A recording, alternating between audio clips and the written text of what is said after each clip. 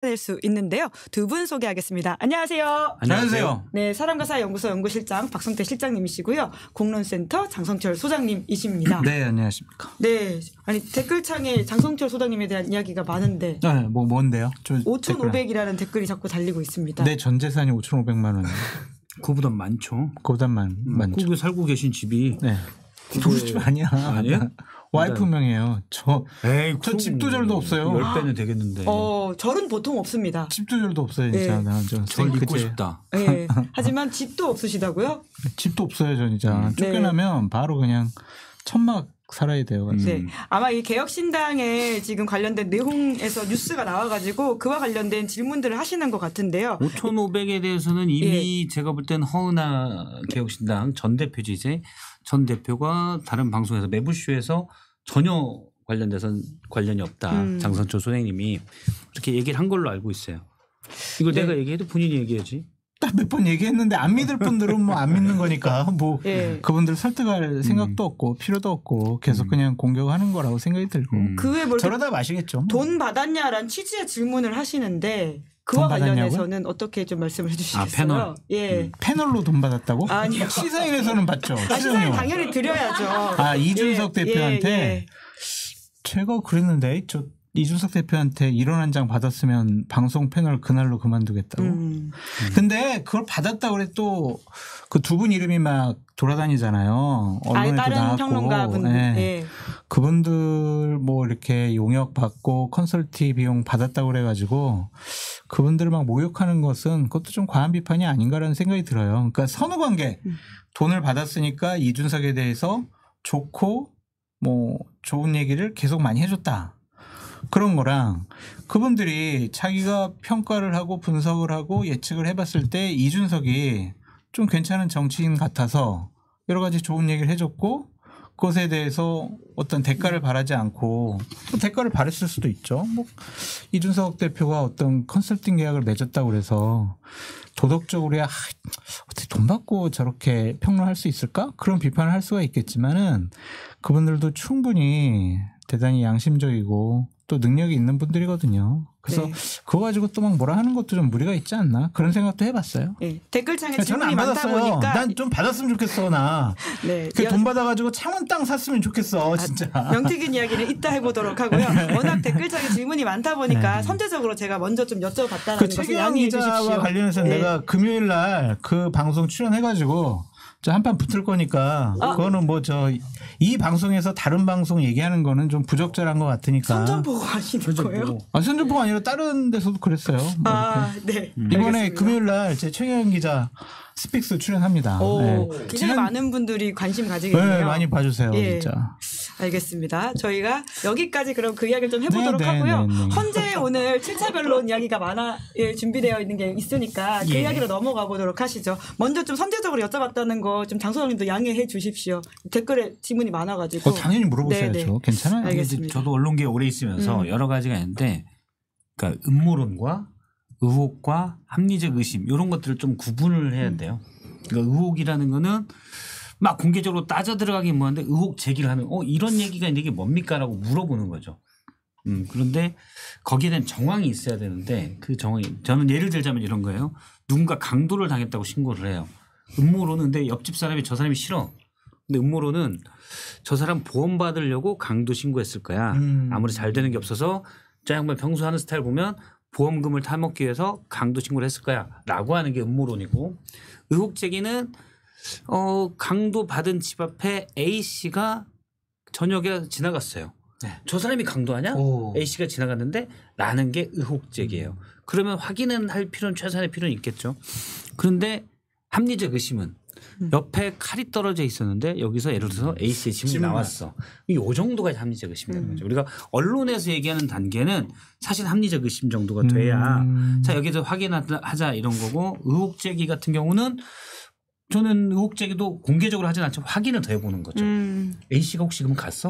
그럼 주변에 A씨가 그 시간에 어디 있었지? 이걸 공론화시키기보다는 미리 좀 더 확인해보는 단계. 이런 게 저는 제 개인적인 생각으로 하는 건데 그 정도로 놓고 보고 있어요. 뭐를요? 그러니까 의혹과 합리적인 의심과 음모론의 단계를. 근데 지금 장 소장님은 뭐 제가 사는 거 아닌데 아는데 뭐 음모론도 별게 없어요.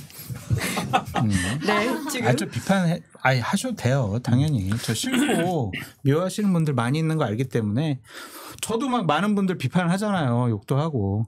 당연히 평론가도 이 댓글에서 성향이 다른 분들 내가 좋아하는 사람 장성철 비판하면은 장성철 미울 거 아니에요. 그러니까 당연히 비판하고 저도 욕먹고 당연한 거죠. 그거 가지고 뭐 그렇게 캐념치는 않아요.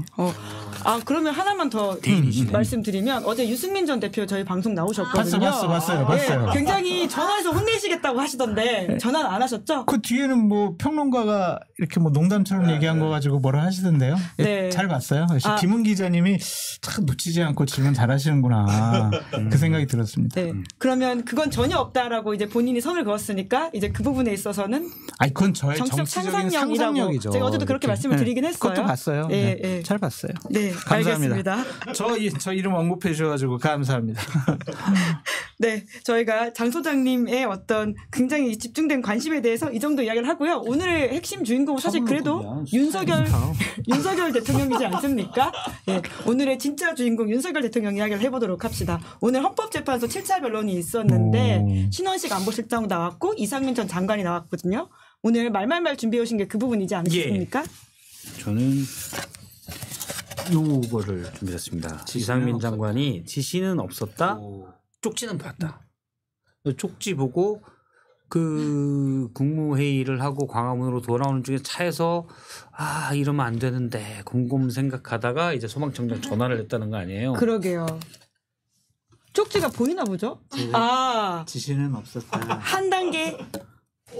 이거 저는 하나만 들려고 그랬는데 김은지 기자가 요거는 최소한 이거 아니냐. 두 개니까 두 번. 저희 소중한 복동이나 또 얼굴을 보여줘야 되니까. 왜냐하면 단전단수 지시한 게 되면은 최소한 이상민 장관도 내란의 중임무 종사자 또는 부하 수행 정도로는 충분히 될 수 있는 위치거든요. 혐의를 받을 수가 있죠. 이런 게 이제 의혹이죠. 의혹이어서 좀 더 의혹과 합리적 의심 사이 정도가 될 텐데 그런데 본인이 얘기한 게 있으니 뭔가 자신이 뭔가 정보를 들었어야 되잖아요. 대통령 집무실에서 국무회의 그때 막 그 와중에 집무실에 만류하러 들어갔다가 1, 2분 있는데서 이렇게 봤더니 쪽지가 있는데 소방청장 단전 단수 써 있어요. 뭔 말이지? 근데 잠깐 질문. 네. 좀 멀리 있는 쪽지 같다고 그랬잖아요. 그렇죠. 멀리 있는 쪽지. 좀 멀리 있는 게 어느 정도 거릴까요? 시력이 되게 좋으신가 봐요. 그러니까 저 그게 궁금했어요. CCTV가 없어서 그래. 이렇게 봤어야 돼. 나이 들면 잘 안 보이거든요. 이렇게 봤으면 뭐지 소방청장 이렇게 보면 되는데 이렇게 봤다 그러면 믿을 수가 없는 거죠. 아니 보이는 데 있으면 제가 가까이 있어서 봤는데 이렇게 얘기하지. 저기 멀리 있는데 이렇게 본단 말이야? 그것도 이상해. 그러니까 대통령 조금 비켜보세요. 이렇게 봤나? 그리고 막 비상기업 이런 얘기 하는데 거기서 무슨 쪽지 받는 소방청장 나와서 그리고 그건 아주 간단히 깨지는 게 허석권 소방청장이 국회에 이미 나와서 그러니까요. 단전 단수를 지시했다. 그러니까 경찰에서 단전 단수 협조 요청이 오면 협조하라고 지시했다라고 한 거예요. 그러면 이제 아마 이상민 장관은 녹취가 없으면 그거는 소방청장의 말을 잘못 들었어요. 안전을 지키라고 그랬는데. 그렇지. 안전을 지키라고 했는데 이렇게 얘기를 하려고 지금 밑자락을 까는 거라고 봐요. 근데 장관 측인 한 사람이 참 추접하다. 이거 졸렬 2. 졸렬한 얘기가 사실은 굉장히 헌법재판소에서 많이 나오고 있긴 합니다. 대통령이 졸렬 1. 이상민 장관은 졸렬 2. 김영현 장관은 바보 1. 거긴 바보예요. 졸렬보단 바보과라고 보십니까? 거기는 졸렬이라는 건 살아남으려고 막 이렇게 하는 거잖아요. 근데 거기는 그냥 바본 것 같아요. 근데 이 사람들이 이거 인신공격인가? 그러면 그냥 바보 같다고 할게요. 바보라고 하는 건 인신공격이 될 수 있으니까. 죄송합니다. 그 이상민 장관이 그동안 이것 때문에 본인에 대해서 공격을 많이 받았잖아요. 네가 대통령 지시받고 말이야 소방청장한테 단전단수 시켰잖아. 막 공격 엄청나게 받았잖아요. 근데 그때 무슨 일들이 있었어요. 국회에서의 어떤 현안들이라든지 청문회라든지 거기서 본인의 입장을 얘기할 수 있었잖아요. 이거면은 자기 책임 없는 거 아니야. 윤통 책임도 없고. 그럼 이 얘기를 빨리 안 했겠어요. 왜 빨리 안 했어요? 빨리 해명했으면은 괜찮잖아. 근데 왜 안 했겠냐고. 그러면 아마 그렇게 2달 동안 생각해낸 변명이다. 그렇지. 제가 둔해서 그랬어요라고 얘기할 수 있는데 어쨌든 그때 기억이 안 났거나 예. 아니면 이 논리를 생각하기 위해서 그동안 열심히 고민한 거예요. 그게 그걸 멀리서 봤더니 써있더라. 그럼 졸렬이 아니고 바보 같다 과로 옮기셔야 되는 거 아닙니까? 졸려요. 어떻게든 살아남으려고 2달 만에 생각해낸 핑계라고 하는 법적 건데. 책임을 피하려고. 면피하려고 대통령과 내가 법적 책임을 면피할 수 있는 피해갈 수 있는 방법은 뭘까? 결국엔 이거다. 그 단어도 웃기잖아. 멀리. 왜 멀리라고 그랬겠냐고. 대통령은 전혀 나에게 이런 거를 쪽지를 보여줄 생각도 없었고 네. 지시할 생각도 없었다. 그런 거를 방증하기 위한 거 아니에요. 그거를 같이 해서 대통령의 약간 탄핵도 막으려고 하고 나도 살으려고 하는 게 멀리 내가 보고 안전단수하면 위험한데 그러면 안전사고가 우려되는데 차 타고 오는 내내 그걸 고민하다가 소방청장에게 전화했다는 거 아니에요. 소방청장은 단전 단수로 들었는데 그럼 이제 이상민은 그렇게 얘기했죠. 그건 네가 잘못 들은 거지. 근데 단전 단수라는 표현에 대해서 이렇게 걱정할 수는 있어요. 예. 이상민 장관이 진짜 이 사람 입장에서 생각할 때. 근데 소방청장에게 그러면 뭐라고 얘기를 해야 돼요? 저 그게 좀 궁금해. 근데 그때 통화는 했다고 했거든요. 본인이 예. 시인을 했어요. 그래서 안전사고 시위나 충돌 이런 게 있는지 살펴보고 안전사고 이런 거 주의해라라고 했다는데 단전 단수라는 표현을 소방청장에게 뭐라고 했을까? 그 시간에 혹시 단전 단수 됐는지 살펴보고 있으면 물 틀어주고 전기 끌어다 줘라. 이렇게 해야 맞지 그러면. 그렇죠. 그러니까 이상해 뭔가. 그러니까 많이 이상해요. 아니 네. 그 재판관들이 좀 물어봤으면 좋겠었어요. 아까는 그게 좀 그렇더라고. 왜 진작 얘기 안 했냐. 날카롭게 그 나도 부분을 좀 헌법재판관 파고들었어야 하고 싶어. 된다. 박성태 실장님 헌법재판관 지원하시나요? 이런 거 물어보게. 재밌잖아요. 이런 탄핵이 또 있을지 모르겠지만 지금 빨리 들어가지 않으시면 막 말도 안 되는 소리 하면 에이. 우리 헌법재판관도 좀 재밌게 이렇게 유머를 이제 해서. 같이 예. 이제 에이. 장착하고 재판을 진행하면 좋겠다라는 말씀이신 건데 부끄럽더라고요. 그러니까 이런 사람들이 일국의 장관이었잖아요. 국민의 생명과 안전을 지키는 행정안전부 장관. 그렇죠? 이런 사람 참. 근데 더 끔찍한 말이 있어요. 이분의 이상민 장관에. 더 끔찍한 말에서 쭉 영상을 보다가 했거든요. 영상을 보다가 이분은 진짜 나쁜 사람이다라고 생각한 건데 물론 제 개인적 주관적 판단이에요. 근데 뭐냐면 대통령 측 대리인이 변호인이 물어봐요. 그러니까 탄핵 그러니까 비상계엄을 선포할 만한 상황이 됐다라는 걸 얘기하기 위해서 자 이상민 장관 탄핵당하지 않았습니까? 당신의 탄핵 사유만 될 게 있었습니까? 또 당신이 탄핵됐기 때문에 대응을 못한 게 있지 않았습니까? 네. 그러니까 이제 국가가 비상사태라는 취지로 얘기하려는 거죠. 장관 탄핵됐다고 국가가 그건 군사상 필요가 있을 때거든요. 계엄은 장관 탄핵되고 군사가 필요한 건 아니죠. 그렇죠. 근데 어쨌든 그거를 변호인이 얘기를 하려고 그 말도 안 되는 얘기를 막 묻는 와중에 장관의 행안부 장관이기 때문에 재난 대응이 필수 임무에 들어가거든요. 그 얘기를 해요. 본인이 23년 2월부터 탄핵 청구가 돼서 업무 정지되고 23년 7월에 나왔는데 그때 23년 우리가 다 알잖아요. 이거 다시 끄집어내기도 그렇지 못한 오송 이거를 이상민은 막 끄집어내요. 오송 참사 경북의 산사태 나서 수십 명 숫자까지 얘기하면서 이렇게 많이 이렇게 희생 당하셨다. 그런데 본인이 딱 표현을 다소 자랑 같지만 본인이 직무에 들어온 뒤로 24년에는 더 비가 많이 하는 사망자가 적었다. 이제 욕이 안 나올 수밖에 없는 여기 안 나올 수가 이건 없는데 제가 들어야 될 것 같은데요. 본인이 이태원 참사 때 행안부 장관이었어요. 그런데 어떻게 본인이 재난 대응을 잘했다고 그런 얘기를 막 해요. 진짜 저는 약간 욕 나오는 걸 참고 있습니다. 사람이 진짜 덜 됐다. 왜냐하면 본인이 해서 잘했다는 거를 재난대응에서 이 홍수 비 피해를 막았다. 사망자가 적었다.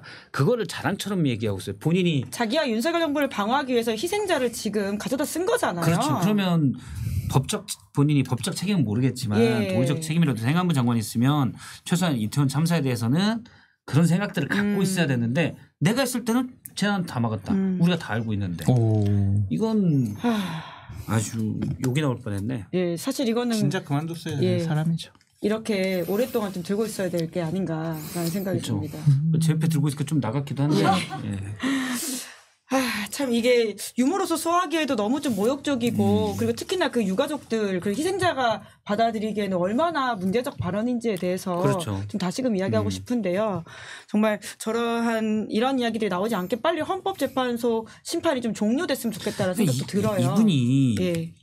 어디 진짜 하급 공무원 장관이에요, 장관. 장관이 이런 얘기를 하는 건 우리나라 국격이 진짜 떨어지는 거죠. 그러니까 지금 하는 행동들은 뭐냐면 나 처벌 안 받았으면 좋겠어. 아직 기소 안 당했잖아요. 그렇죠. 이상민 전 장관은 아직 그치. 기소 안 됐습니다. 기소 안 됐죠. 안 수사 됐죠. 중입니다. 수사 수사를 중이잖아요. 받고 있어요. 그러면 자기는 법적인 처벌을 받지 않기 위해서 약간 좀 뜬금없는 소리, 멍청한 소리, 바보 같은 소리, 말도 안 되는 소리 하더라도 법적 책임을 안 받도록 내가 증언을 해야 되겠다라고 결심한 것 같아요.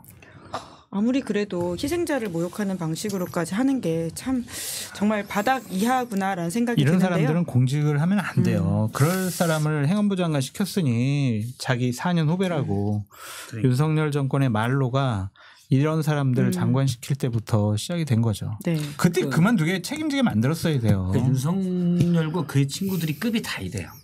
그게 문제인 거죠. 너 해 장관. 본인이 급이 그러니까 어쩔 수 없지. 네.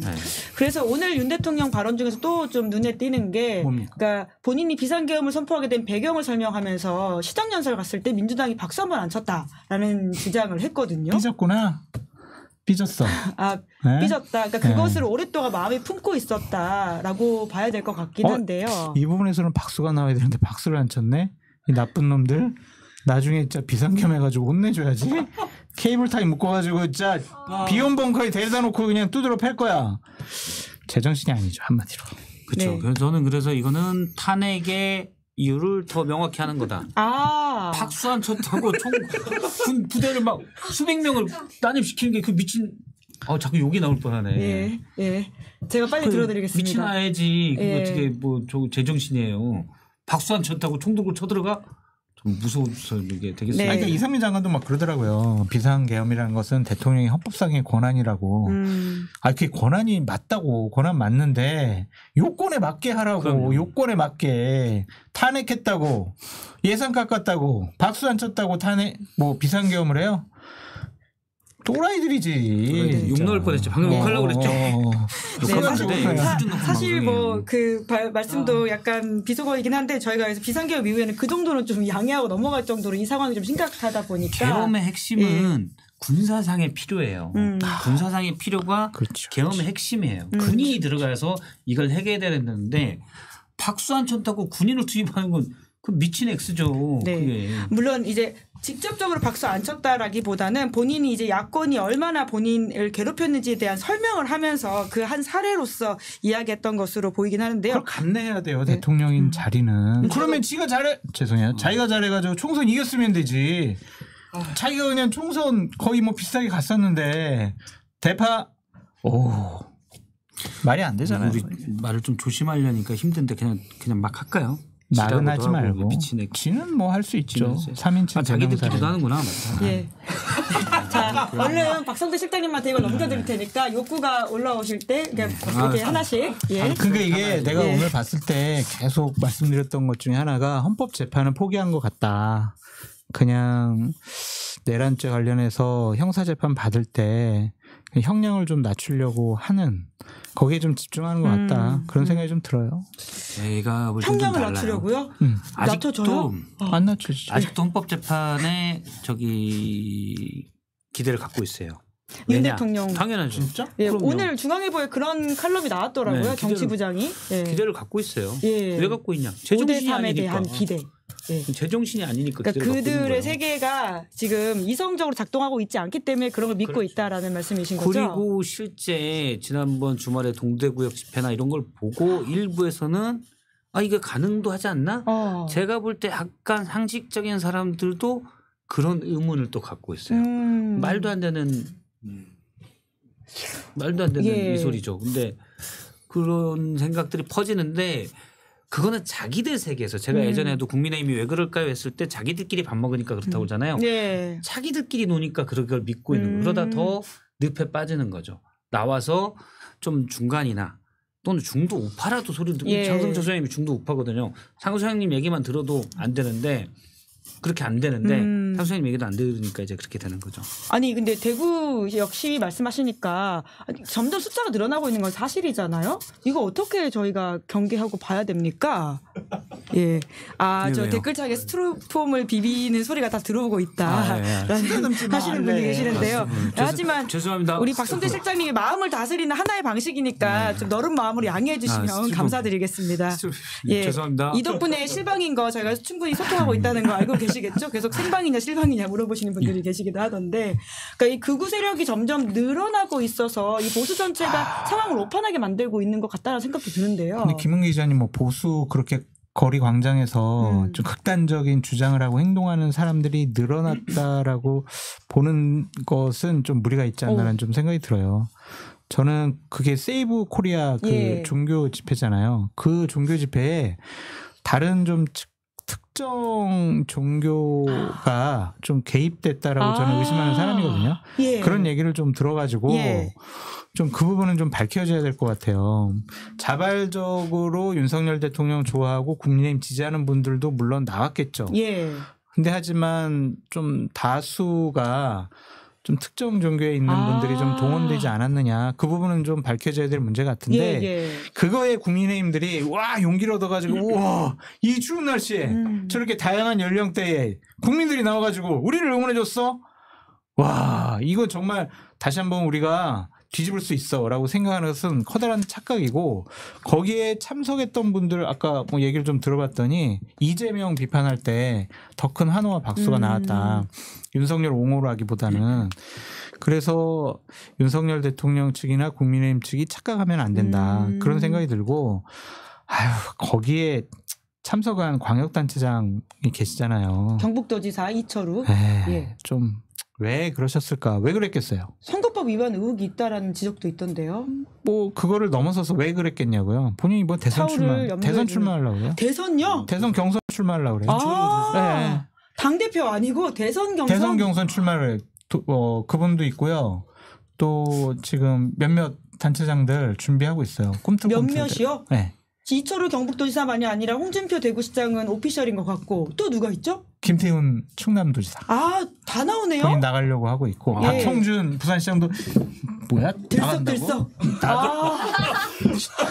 이러고 있다니까요. 오세훈 서울시장도 있고. 춘추 전국 시대네요, 완전. 지금 난리가 났어요. 나가려고. 근데 들썩들썩 하는 것은 뭐 본인들의 정치적인 판단이니까 뭐라고 하기는 힘든데, 그런 집회에 나가서 그 사람들과 함께 호흡을 하는 게 과연 맞는 것이냐, 그런 생각이 들어요. 저는 이 시국에 우리한테 굉장히 중요한 건 극우와 보수를 좀 구분할 수 있는 것이라는 생각이 드는데요. 그 안에 정말 극우 세력들의 준동들에 대해서는 엄단하고 이야기해야 되지 않나. 당연하죠. 저는 늘 얘기지만 극우가 약 300만 명 이상은 된다. 유권자의 10%가 좀, 유권자가 4,400만이거든요. 거기서 10%만 해도 440만이에요. 그러니까 사실은 우리가 극우라는 게 되게 적은 것 같지만 숫자로 우리나라 인구 5천만이 넘기 때문에 꽤 돼요. 그래서 아주 5% 뭐 7% 이 정도는 열성 극우고, 그러면 한 10% 좀 안 되기는 저는 꽤 일반적인 상식과는 좀 떨어져 있는 꽤 아주 강성 극우라기보다는 정확히 표현하면 극단주의자들이 있다고 보는 거죠. 그러면 거기서 그 중에서도 아주 이제 극우라고 하긴 그렇지만 보수의 핵심인 대구역에서 5만 명 정도가 모였다. 좀 뭐 경찰 추산이니까 좀 더 모였다고 쳐요. 한 8만 명. 신동욱 의원이 그 적게 보도한다고 또 문제 있다 이렇게 이야기하더라고요. 10만 명 뭐 더 모였다고 쳐요. 그리고 여기에는 이거는 물론 이제 제 추정이지만 앞서 이제 세계로 교회, 거기가 이제 정광훈 씨랑 극우 주도권 다툼을 하는, 그래서 약간 동원 인력이 있을 거라고요. 그러면 그중에 한 30% 정도는 동원됐다고 치고, 그러면 어쨌든 좀 더 모였다고 해도 5만 명 정도인 거예요. 절대 많은 숫자가 아닙니다. 이게 절대 많은 숫자가 아니에요. 그래서 무슨 우리 그때 여의도에 이렇게 탄핵 찬성 집회 때 정말 자발적으로 많은 일산에서 여의도 가는 버스가 못 타요. 거기 그 서강대교가 사람들이 걸어갈 수 없을 정도로 빽빽했었어요. 또 경기도에서 가는 버스는 좌석에 다 앉아야 되기 때문에 종점 아니면 못 타요. 그런 정도가 돼야 사람들이 모인다라고 얘기하는 거지. 이 5만 명 숫자의 국민의힘이 이쪽으로 가야 돼라고 하면은 아주 조그마한 여기에 몸통이 흔들리는 거다. 그러면 판단을 잘못하는 거죠. 그럼요. 근데 지금 판단을 잘못하고 있어요. 이게 5만 명 모일 수 있어요. 왜 그러면 그렇지. 그거 5만 명이 모일 수 있는 이유는 단 하나. 우리나라 인구가 5천만이기 때문이에요. 사람이 많아서 네, 그래요. 굉장히 사실은 전체 포션에서 보면 적은 그럼요. 수치다. 적은 오해해서는 안 수치예요. 된다. 그게 예. 이제 사진에 오판에서는 거기에 안 딱 된다. 모여서 예. 많이 보인다고 해서 이게 무슨 주요 여론이다 전혀 아닙니다. 예. 근데 그쪽으로 계속 가면 일단 이 대선은 국힘은 필패죠. 리훈님이 솔직히 대구에서 5만 명은 적은 거다 이렇게 말씀을 해주시기도 하셨는데요. 그 국힘 대선 이야기를 앞서서 그래도 말말말 준비해 오신 거 먼저 하고 저요? 그 이야기 갈까요? 저? 예. 윤통의 인권이라고 여기 강아지들 사이에 있습니다. 인권위에서 어제 경악스러운 일들이 좀 벌어졌잖아요. 김용현 인권위원이 윤석열 대통령 인권을 강조를 하면서 풀어줘라 막 이러잖아요. 그분이 약간은 좀 대단히 국회에 나와서도 여러 가지 우리가 보기에 제가 보기에 이상한 주장과 행동들을 많이 했거든요.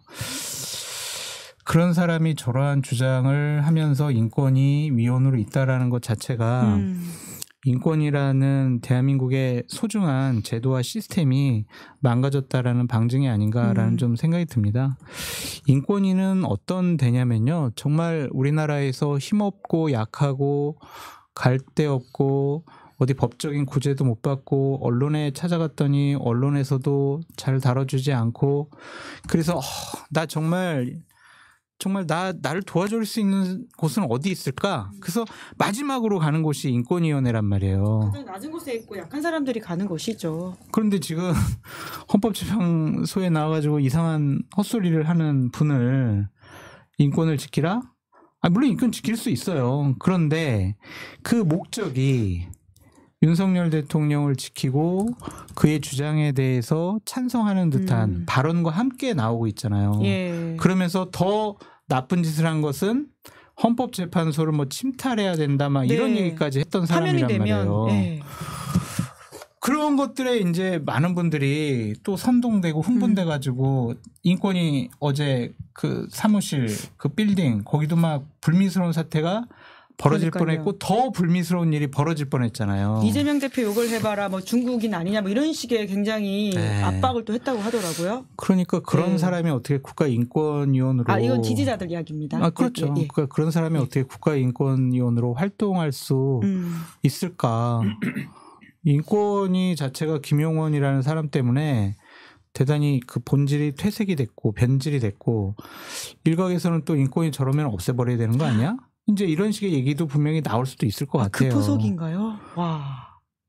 무너뜨려버려요 시스템 오. 완전히. 그러니까 참 저러한 이상한 사람들이 국가의 중요한 직책을 맡고 있었는데도 불구하고 대한민국 국민들의 현명함 때문에 지금까지 유지된 것 같다. 그런 생각이 좀 들고요. 어쨌든 무죄 추정의 원칙은 형사 재판에서 적용받는 것이지 이 사람이 무조건 무죄야. 죄가 없어. 그렇게 얘기하고 방어하면서 윤석열 대통령의 모습에 같이 함께하는 것은 공직자로서는 부적절하고 잘못된 것 같습니다. 그래서 김용현 예. 인권위원회 저는 사퇴를 강력하게 촉구합니다. 그러니까 워낙 사실 비판은 많이 받았었는데도 변화가 없고 더 심해지니까 무슨 방법이 있나 싶긴 해요. 지금 야당에서도 예. 그것 때문에 골치를 썩고 있는데 예. 방법이 없대요. 예. 탄핵이 안 돼요. 탄핵 대상도 아니고. 그래서 김용원 인권위원이 인권과는 전혀 반대 일을 지시라고 하는 게 맞는 것 같아요. 지시를 하고 있는데 검사 출신이거든요. 그분도.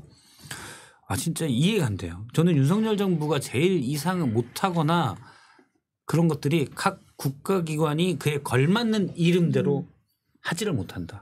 지금 말씀하신 대로 그분이 그냥 예를 들어서 뭐 동부지검 검사장이다. 그럴 수 있다고 쳐요.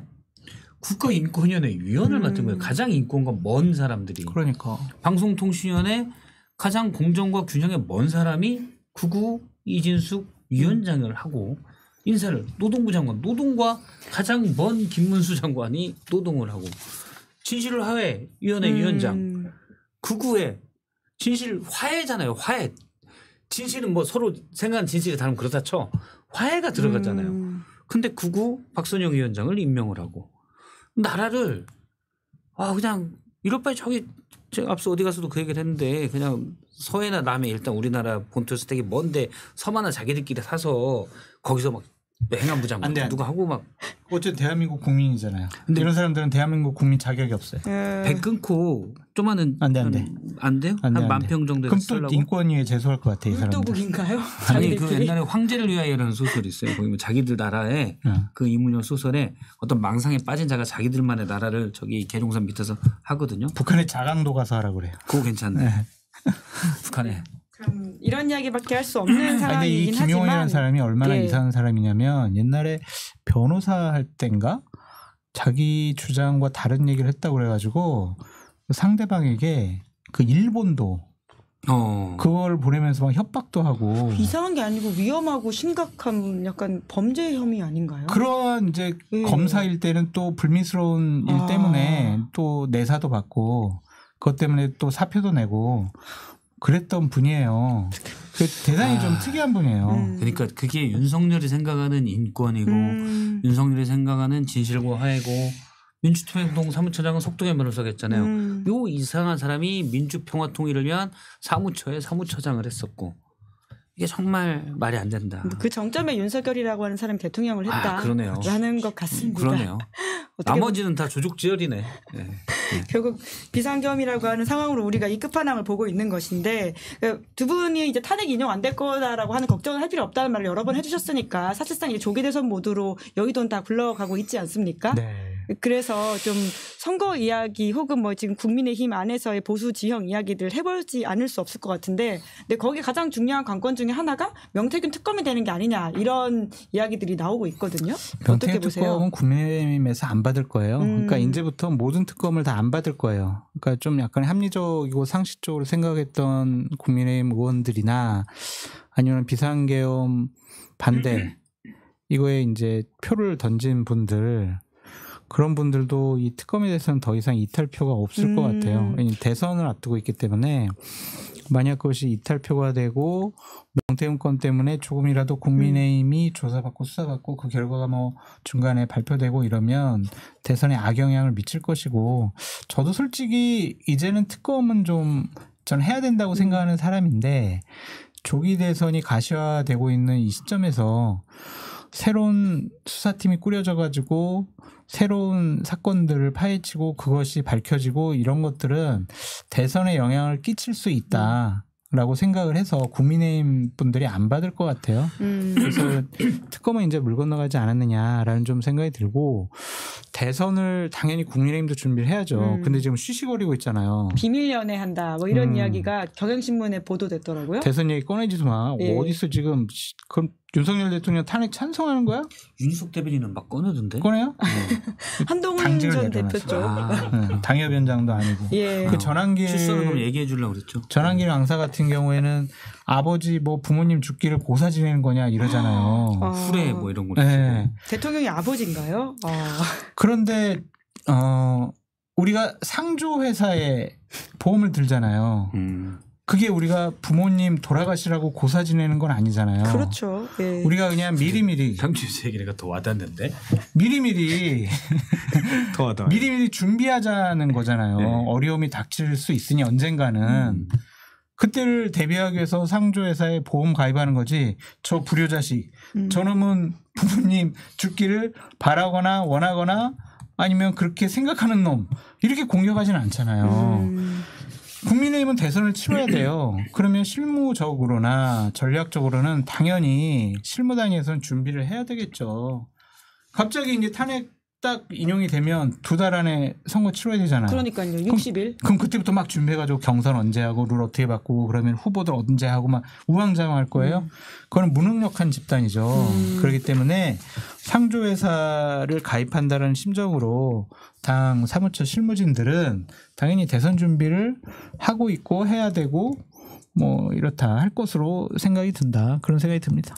그 상조회사를 아마 저기 우재준 의원인가요? 누군가 또 얘기했던데. 우재준? 누구죠? 국회의원, 대구 지역 의원. 대구 국회의원. 아, 국민의힘 의원이요? 국민의힘이 똑같이.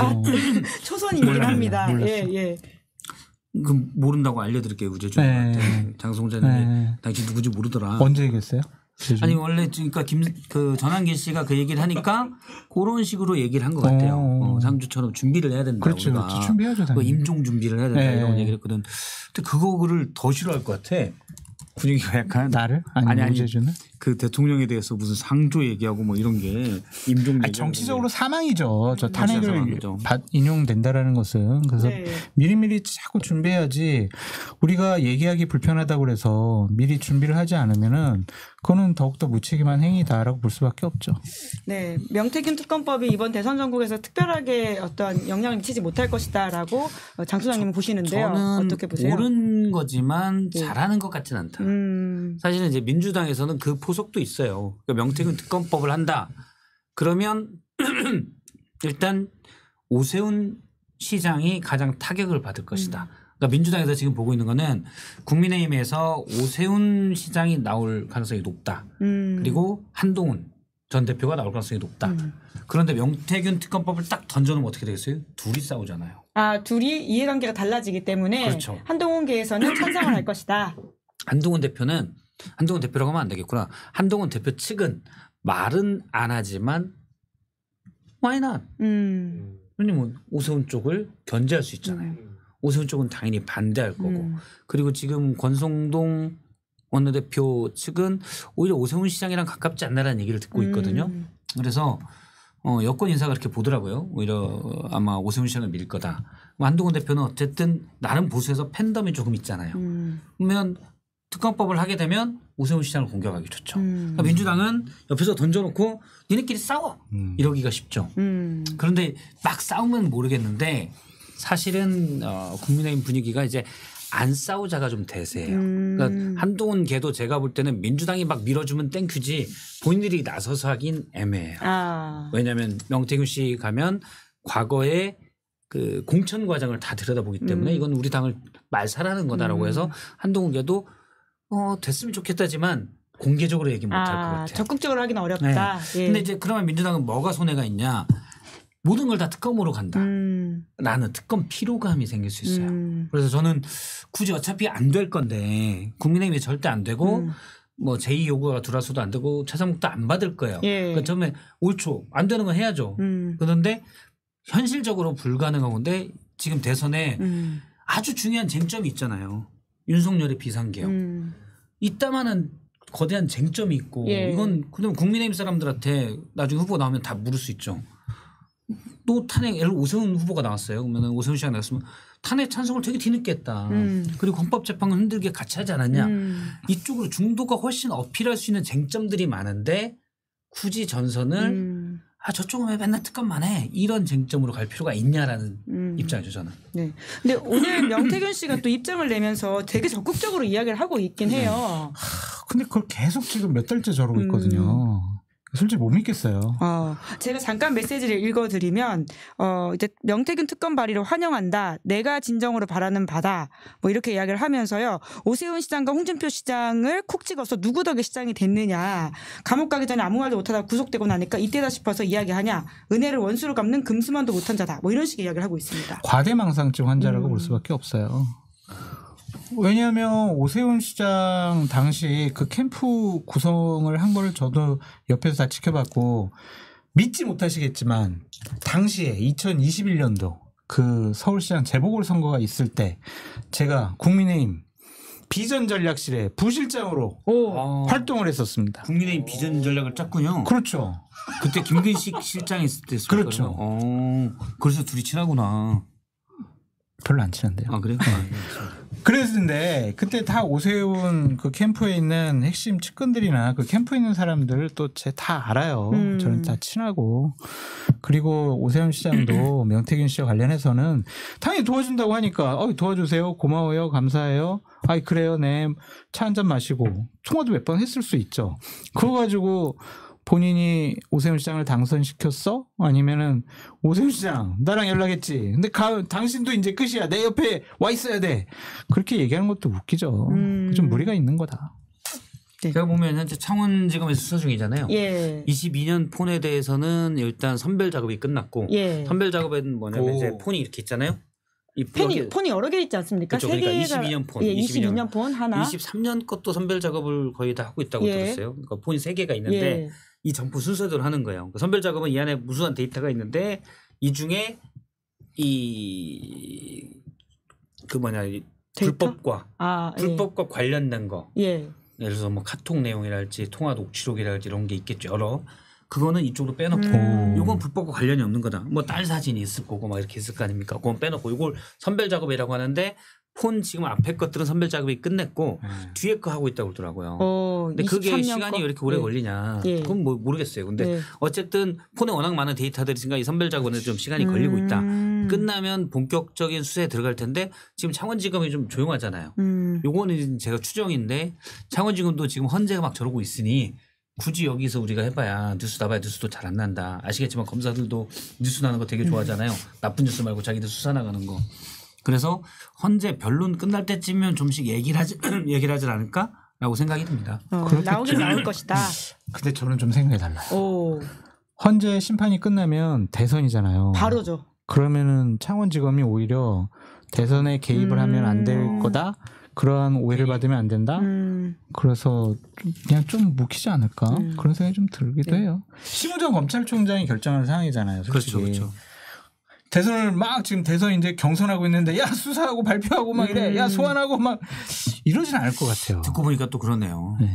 그러면 지금 예를 들어서 뭐 오세훈 시장이랄지 뭐 이준석 대표랄지 약간 의혹을 받고 있으니 소환을 이런 것들은 사실은 검찰에서 미리미리 정리를 해주는 게 맞죠.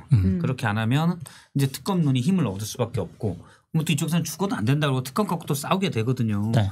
그러면 사실 검찰에서 일정 정도 정리를 해주는 게 그러니까 정리라기보다도 할 일은 빨리빨리 하는 게 맞다고 봅니다. 그래서 뭐 봤더니 의혹이 없으면 의혹이 없다고 하든지 이건 의혹이 있다고 의혹이 있다고 하든지 이렇게 해주는 게 맞죠. 네. 또 보수 후보 중에서 아까 잠깐 말씀하셨지만 관심을 받는 게 한동훈 전 대표가 언제쯤 돌아오느냐인데 좀 활동을 지난주부터 하기 시작한 것 같아요. 알려지기로는 김종인 전 비대위원장이나 조갑재 대표 그리고 유인태 사무총장 이런 분들 만나셨는데 언제쯤 돌아오는지 혹시 들으신 바가 있으십니까? 예. 죄송합니다. 그분께서 제 말이 맞지 않았어요. 근데 G라고 지난주에 제가 예측을 그죠. YS 쪽 만난다. 네, 언더칠삼에서 만났죠. 네, 김현철하고 부산 경남을 기반으로 정치를 하려고 한다. 한동훈 대표의 가장 취약점 중에 하나가 취약점이 너무 많아가지고 잠깐만요. 부족한 점 중에 하나가 취약점 3개 중에 골라요. 지역적인 기반이 없는 게 가장 좀 정치인으로서 대권 후보로서 부족한 부분이거든요. 대치동 있잖아요. 대치동. 거기 인구가 조금 대치동이 얼마 안 되니까 몇십만 정도. 그러니까 100만 단위가 넘어가야죠. 지역적인 단위라면. 그래서 대구 경북은 지금 지지자들이나 주민들이 좀 흥분된 상황이니까 지난번에 부산 경남에서 자기가 성과가 좋았다. 한 석밖에 안 뺏겼잖아요. 부산 같은 경우에. 그리고 골목 유세하는데 너무 성과가 좋았다라고 스스로 엄청나게 자부심이 강해요. 49장도 있고. 그렇지. 그래가지고 부산 경남을 정치적인 기반으로 삼아서 정치를 재개하겠다라고 생각을 하는 것 같아요. 그래서 앞으로 좀 그쪽 관련된 인사 그리고 그쪽 지역과 관련된 것에 집중할 가능성이 높다. 그래서 PK 지역을 중심으로 PK 지역을 내 정치적인 자산으로 갖고 가려고 하는 생각이 아주 강한 것 같습니다. 그래서 김현철 씨를 본인이 만날까 뭐 하다가 제가 얘기하는 바람에 이제 안 만나고 이제 언더73 지지자들이 만나고. 그래서 만났구나. 장 소장님이 말씀하셔가지고 그 만남이 파토가 나는 거군요. 계속 그 전날에 아마 그 김현철 씨를 만날 거다라고 계속 얘기를 하시더라고요. 그래서 예를 들면 그랬죠 제가. 부산의 상징적인 정치인 누구냐? 김영삼. 그럼 이제 대통령. 김무성 만나는 거 아닌가요? 부산의 상징적인 정치인은 장재원 아니에요? 죄송합니다. 네. 그쪽에서 뭐 전략적인 판단을 하겠죠. 예. 아니 그럼 다음에 만날 사람 예언을 해주신다면 누구를 좀 조언해 주시겠어요? 이런 사람 만나봐라. 아니 뭐 정의화 의장 같은 분.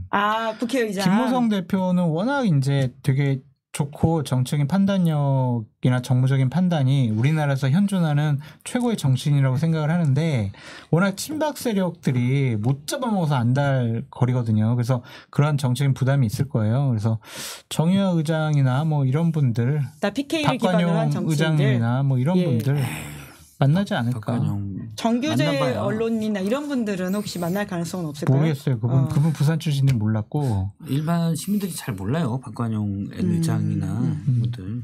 그러다가 만나면 어떡하려고 그래요. 난. 만나면 만나는 건데 효과가 없다 이거지.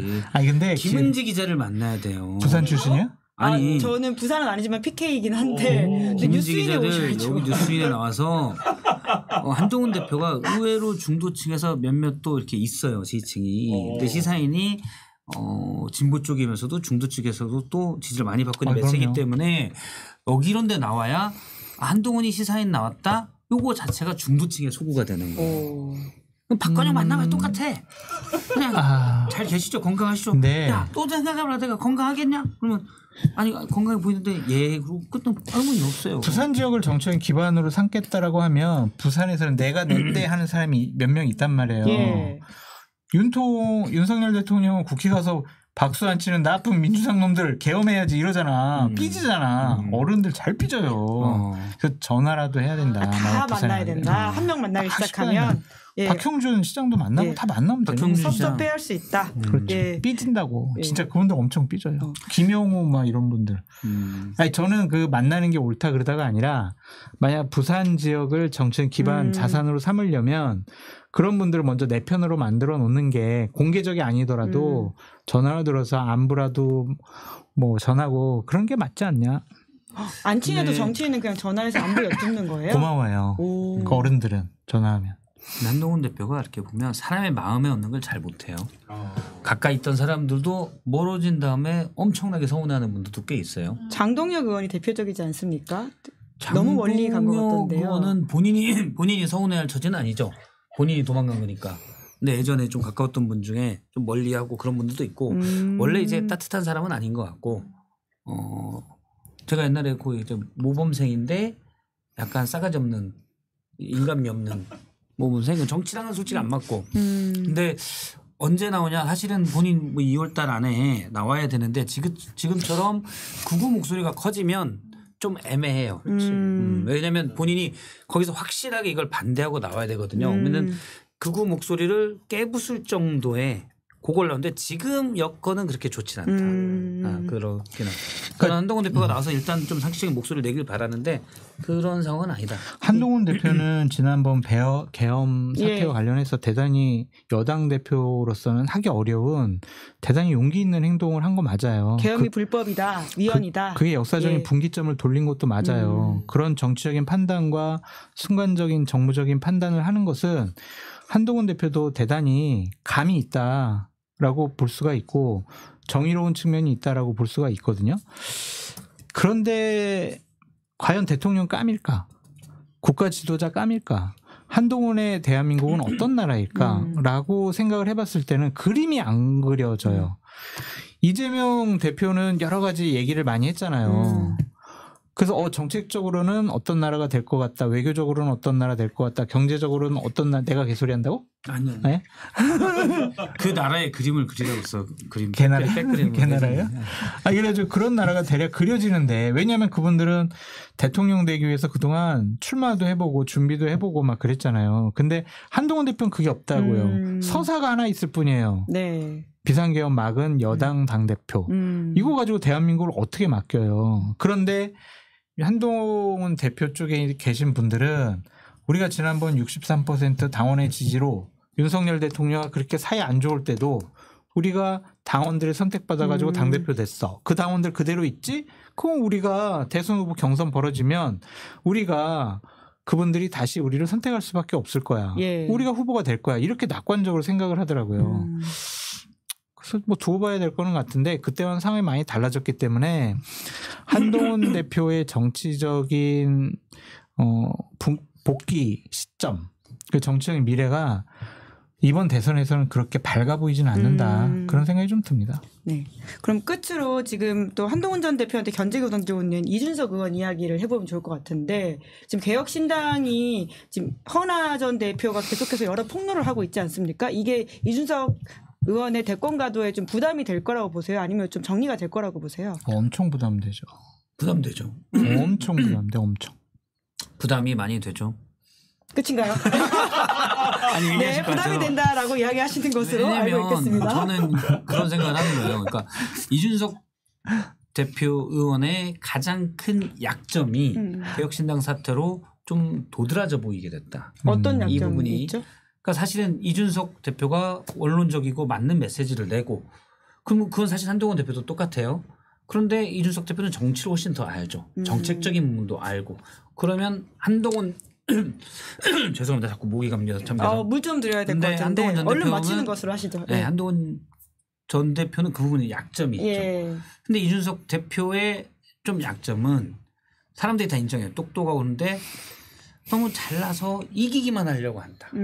자꾸 갈등이 만들어진다. 물론 윤석열 대통령과의 갈등은 저는 이준석 의원이 100% 맞다고 생각해요. 위에서 누르는 거니까. 그런데 지금은 예를 들어 그 젠더 이슈랄지 이런 부분들이 이준석 의원에게 있는 좀 불리한 요소들인데 젠더 이슈 그러니까 갈라치기를 많이 한다는 게 제일 큰데 이번엔 개혁신당 의원 3명인데 사실상 허은하 당대표지만 사실상 누구나 다 이준석 당이라고 생각하고 있는데 거기서 문제가 생겼잖아요. 갈등이 있고 과격한 모습으로 또 비춰졌고 그러면 거기에 대한 부담을 이준석 의원이 다 껴안게 되는 거예요. 사람들은 허은하 대표가 있었고 천하람 권한대 있고 몰라요. 물론 아는 사람 정치 고관의 층은 많이 알지만 많은 분들은 또 잘 거기까지 자세히 몰라요. 근데 딱 1번 반응이 뭐냐. 야 새정치 하더니 너희도 고작 3명인데도 그 3명도 싸우고 난리야? 이렇게 되는 거예요. 그 부담은 개혁신당의 상징은 사실은 이준석 의원이기 때문에 이준석 의원이 다 껴안게 된 거죠. 저는 그게 제일 안타깝다. 그래서 처음 문제 불거졌을 때도 좀 잘 처리가 되길 바랬는데 잘 조율이 되길 바랬는데 그러진 못한 것 같아요. 네. 검찰 수사까지 혹시라도 뭐 이어질 수 있다 이런 그 이야기를 하시는 분들도 계시던데 그렇게 보지는 않으세요? 그게 횡령이나 배임이면 그럴 텐데 공식적으로 계약을 맺었으면은 과연 검찰 수사까지 갈 수 있을까? 그러니까 선관위에서 검찰에 고발을 할까? 뭐 그런 생각은 좀 있고 더 살펴봐야 되겠죠. 우리가 제한적인 정보만 갖고 판단하기는 어려울 것 같고요. 어쨌든 이준석 대표에게 남는 것은 그렇게 이준석 대표가 어려울 때 비례대표 의원으로 국민의힘 안에서 이준석 대표 편 들어주고 소통관에서 기자회견 할 때마다 옆에서 용기 있게 함께 해줬던 그런 허은하 대표까지도 내 사람으로 만들지 못하고 저렇게 적대적인 사람으로 남겨둔 그러한 정치력과 인간미에 대해서는 두고두고 좀 앞으로의 정치를 하는 데 있어서 걸림돌이 될 것 같아요. 좀 안 좋은 평가가 될 수밖에 없지 않을까. 좀 그런 생각이 듭니다. 특히 지금도 저거잖아요.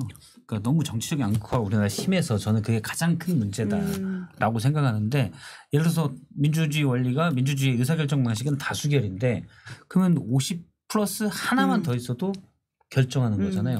그러면 설득과 양해가 기본이 돼야 되는데 그걸 못한다. 그리고 점점 사회가 미국도 마찬가지고 못하게 되니 그게 가장 큰 위기다. 그래서 자꾸 주요 정치인들은 그걸 없애는 방향으로 가야 된다고 저는 개인적으로 생각을 해요.